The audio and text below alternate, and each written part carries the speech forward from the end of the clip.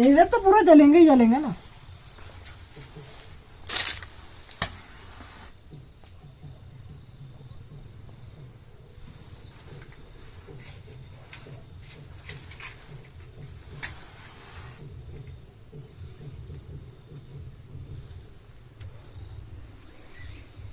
এবার জেসিবি তো সুন্দর ড্যাম বানাতে পারে, চারিপাশে লেভেল করে মাটি কেটে বেঁধে তারপরে এখানে সুন্দর করে সাইডে বেঁধে কায়দা করে করলে গার্ডেন ফার্ডেন বানিয়ে এটা ডেভেলপ করে জল দিয়েই পুরো চাষ হয় এই এলাকায়।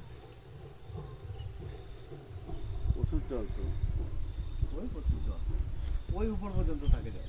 কম জল নাকি? কম